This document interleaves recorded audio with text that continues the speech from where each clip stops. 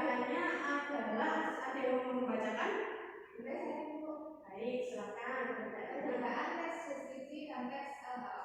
Teks LHO bertujuan melaporkan hasil pengamatan secara objektif dan sistematis untuk memecahkan permasalahan atau menguji suatu teori. Sedangkan teks deskripsi bertujuan memberi gambaran kepada para pembaca atau pendengar tentang benda yang digambarkan dalam teks.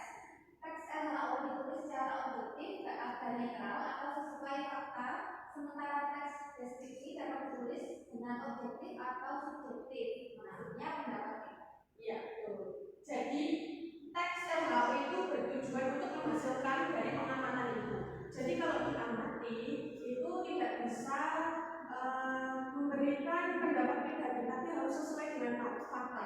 Nah, selain mengamati itu juga diperkuat dengan wawancara, biasanya seperti itu. Nah, kemudian teks deskripsi sendiri itu memberikan gambaran kepada pembaca atau pendengar tentang benda atau tempat dan sebagainya itu dalam bentuk teks, namun menggunakan pandangan pribadi, itu bisa.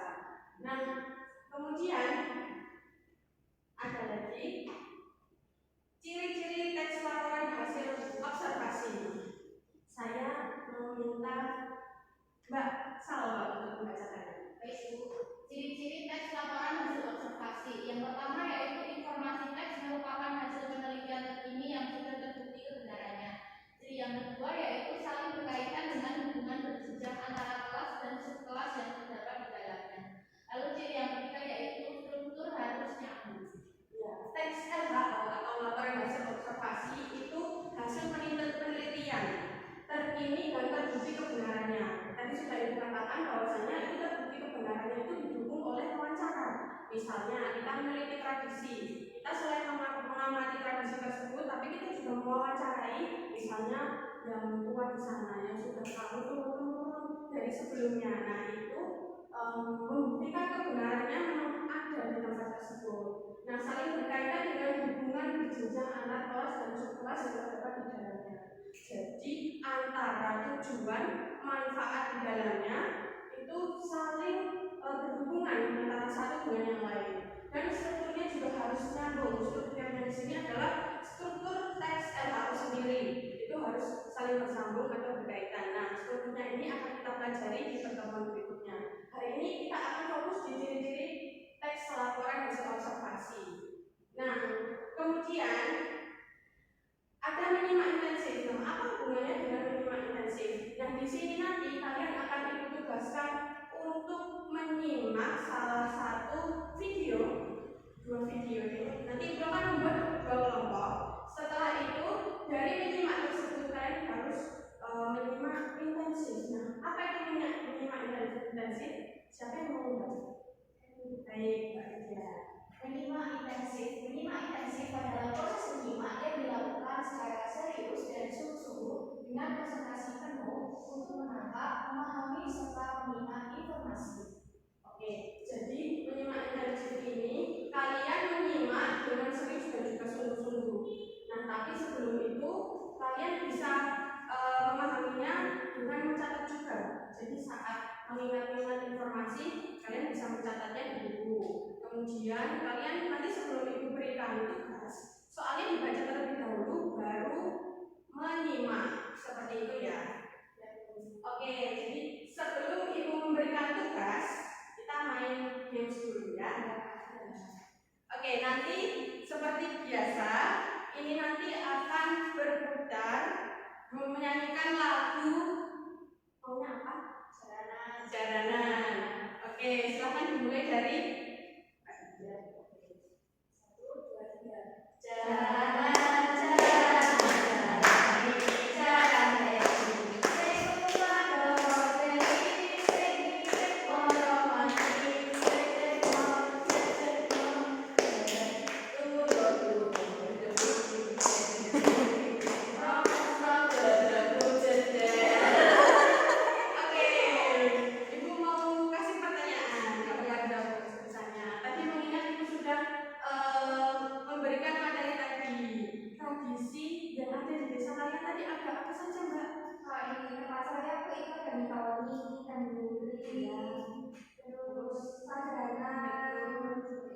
Oke,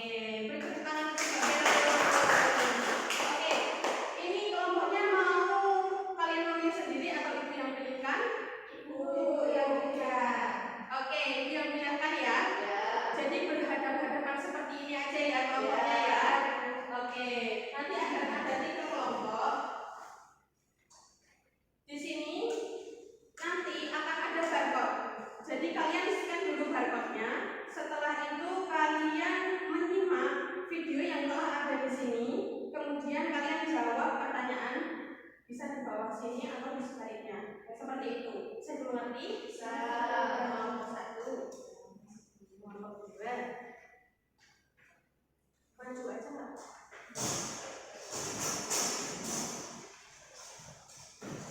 Oke, nanti Ibu memberikan waktu 20 menit Ibu. 15 atau 20 menit? 20 menit ya. Oke, silakan dibacakan.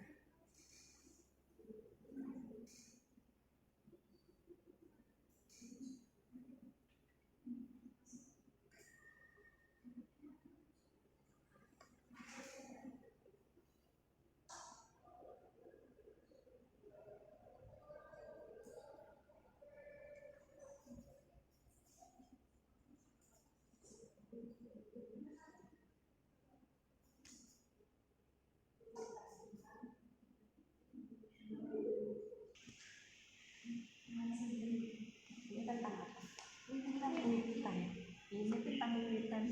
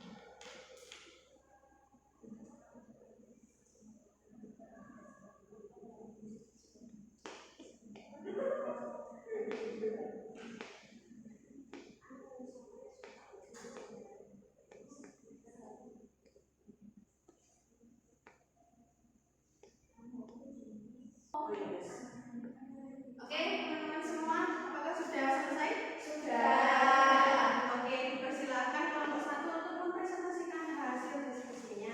Silakan.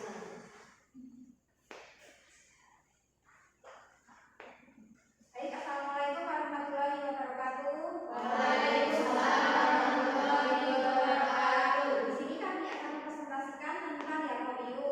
Untuk hasilnya kami baru menjawab secara tulis tangan. Nanti kita akan ganti dengan infografis. Yang pertama, berdasarkan teks berjudul Yakobiu yang telah dibacakan, siapakah yang pertama kali memperkenalkan tradisi Yakobiu? Jadi yang pertama kali memperkenalkan itu Ki Ageng Bibit. Terus yang kedua, apakah tujuan dari tradisi Yakobiu? Jadi Yakobiu ini bertujuan agar masyarakat itu percaya bahwa ketika kita mendapatkan apelnya akan mendapatkan kesejahteraan seperti itu. Baik, saya lanjutkan. Yang ketiga yaitu kapan dilakukan tradisi Yakobiu tersebut. Jadi tradisi Yakobiu itu dilakukan setiap bulan Safar, yaitu di daerah Jatinong. Kemudian yang keempat, temukan ciri teks observasi berjudul Yakobiu. Dan di sini kami menemukan beberapa cirinya. Yang pertama yaitu terdapat fakta dalam video Yakobiu, yaitu karena ada keterangan tahun kapan dilaksanakannya kebudayaan Yakobiu. Kemudian terdapat juga kegiatan wawancara dari tokoh-tokoh yang dianggap mengerti tradisi Yakobiu. Kemudian dalam teks observasi Yakobiu itu menggambarkan kebudayaan khas Klaten seperti itu. Sekian dari kami. Terima kasih. Mohon maaf apabila ada kesalahan. Assalamualaikum warahmatullahi wabarakatuh. Waalaikumsalam warahmatullahi wabarakatuh.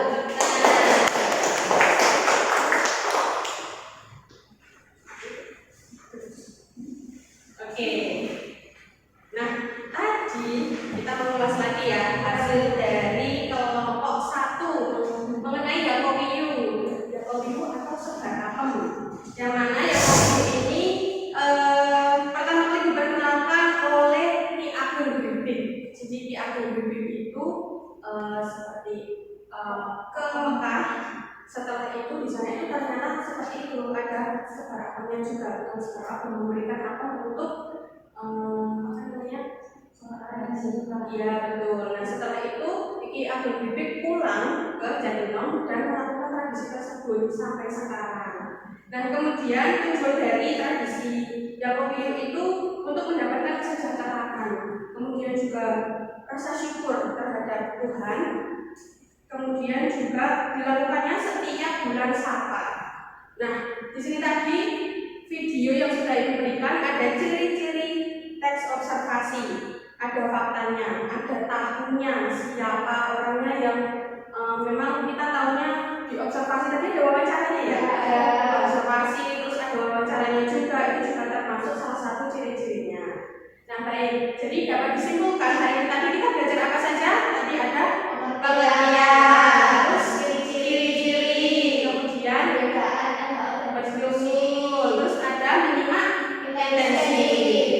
Nah untuk pertemuan selanjutnya nanti kita akan masih tetap belajar tentang teks LHO, tapi kita akan berfokus pada struktur dan cara bahasanya. Nah setelah kalian mempelajari ini tadi, nanti akan ada tugas di rumah. Nanti Ibu akan mengirimkan link Google Form ya. Nah nanti isinya ada 5 soal terkait teks LHO dan itu pilihan ganda. Jadi kalian bisa kerjakan di rumah nanti pulang sekolah atau hari ini juga nggak apa-apa. Seperti itu ya. Ibu. Oke, Ibu ada pantun. Dan lebih disuasi di teras rumah.